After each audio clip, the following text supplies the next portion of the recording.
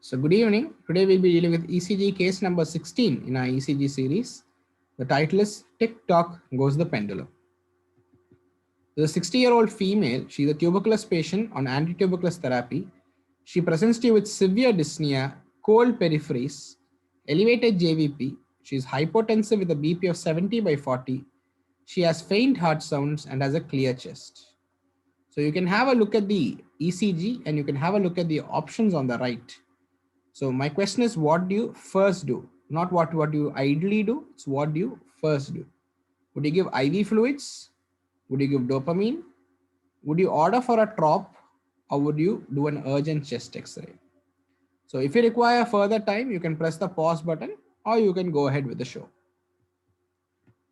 So it's a natural tendency that whenever you see an ECG for a sick patient, your mind automatically goes to see for ST elevation, ST depressions, or T inversions, the features of acute coronary syndrome.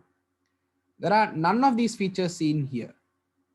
If you look at this ECG in a casual way, you just see sinus tachycardia, nothing else. However, a more serious observation would show that there is alternating height of the QRS complex. So you have a tall QRS complex here, a short QRS complex here, followed by a tall QRS complex, followed by a short QRS complex. And this cycle keeps repeating.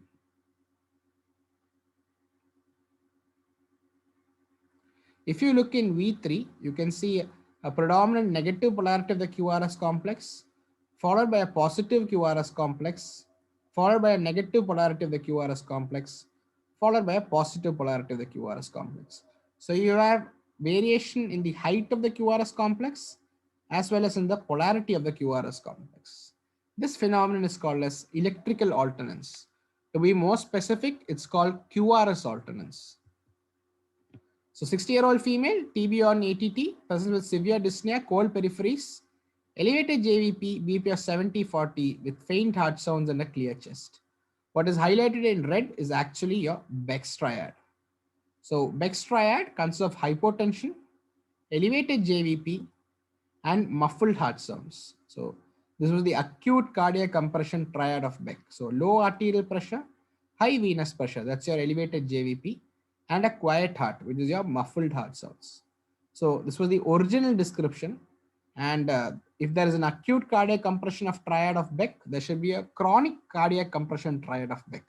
Now this chronic cardiac compression triad has been lost to history. So if you are interested, you can read about it. You can just Google it up. I will not be dealing with this in order to avoid confusion. So electrical alternance is a broad term that describes alternate beat-to-beat variation in direction, amplitude, and duration of any component of the waveform. So you can have a P wave alternance, PR alternance, QRS alternance, RR, ST, T, and U wave alternance. You can also classify it as depolarization alternance versus repolarization alternance. So you can see the classical alternance, QRS alternance here. And if you see electrical alternance, by default, you think of cardiac tamponade. So why does it occur? So it is due to the pendulous swinging motion of the heart in a fluid filled cavity. So hence the title, Tick Tock Goes the Pendulum. So you can see heart which is swinging in a fluid filled pericardium. So this is actually the last stage of accumulation of pericardial fluid resulting in tamponade. The swinging of, you have various echocardiographic signs. The most advanced sign is the swinging of the heart in the pericardial cavity. So let's look at, all the leads will be placed somewhere here. So just imagine the lead V2 which is placed here over the chest wall. So when the heart moves towards V2, as it swings, the QRS complex becomes taller. When the heart moves away from V2, the QRS complex becomes smaller and smaller, and in some cases may become negative. So heart swinging towards chest lead will cause a positive polarity of the QRS complex or a tall QRS complex. The heart swinging away from the chest lead will cause a shorter QRS complex or a negative polarity of the QRS complex. So it's basically a pendulous swinging motion of the heart in a fluid filled cavity. So it's obvious that you need a fairly good amount of fluid in the pericardial cavity to cause it. So if there is electrical alternance, there should be mechanical alternance also. and mechanical alternance is also called as pulsus alternance, which is a beat to beat oscillation in the strength of cardiac muscle contraction at a constant heart rate. So here you can see the arterial pressure on the y axis. Here you can see a good volume pulse followed by a low volume pulse, good volume pulse followed by a low volume pulse, and the cycle keeps repeating. Each alternate beat, you have a beat to beat variation of pulse volume. So pulsus alternans is a disorder of pulse volume. So if you have pulsus alternans, it is associated with higher degrees of mortality. So if you have pulsus alternans, your patient is more likely to die. This is pseudo-electrical alternance. So pseudo-electrical alternance is seen in any tachycardia with a very fast heart rate. Remember, this is a function of heart rate rather than the underlying arrhythmia. So any arrhythmia, when you reach a heart rate of 180 to 200, can cause pseudo-electrical alternance. You can see the height of the QRS complex here. You can see the variation of the height of the QRS complex. So remember, this is a function of the heart rate, a function of the speed of the heart rather than the underlying arrhythmia. In this case, it was AVRT. So AVRTs or atrioventricular reentrant tachycardias generally go at a very fast heart rate and they can cause pseudo-electrical alternance. But the point to remember is, it is not the arrhythmia that matters. It is the speed of the arrhythmia. So 60-year-old female, what do you first do in this patient? In order to stabilize this patient, what you first do is you give a rapid bolus of IV fluids. So the answer is not what you ideally do. Ideally, you would like to do a pericardiocentesis. This patient has to reach the cath lab or reach the your table in order to do the pericardiocentesis. You need time to set up your pericardial centesis catheter and procedure time.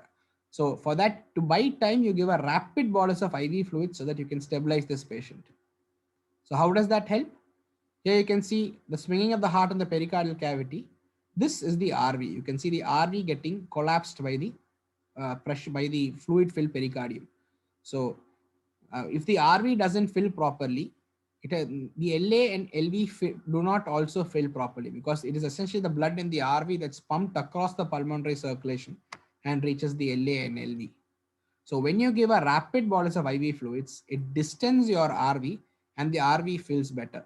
So remember, this is just a temporary measure to buy time so that you can do a pericardiocentesis. So your take-home messages are: cardiac tamponade is a diagnosis that is suspected clinically and confirmed by echocardiography. So you need to suspect it clinically. Beck's triad has very poor sensitivity. Sensitivity ranges from around 10% to 50%. So if you have Beck's triad, you can think you're dealing with a tamponade. The absence of Beck's triad does not rule out tamponade. Electrical alternance is due to swinging of the heart in a fluid-filled cavity. So the heart swings like a pendulum inside the fluid-filled pericardium. Electrical alternance, you consider cardiac tamponade unless otherwise proven. Remember, there are other causes of electrical alternance, but by far the most common, the most life-threatening cause is cardiac tamponade. So it is cardiac tamponade unless proven otherwise. And remember, a rapid infusion of IV fluids may be life-saving. It will buy you time so that you can do a pericardiocentesis.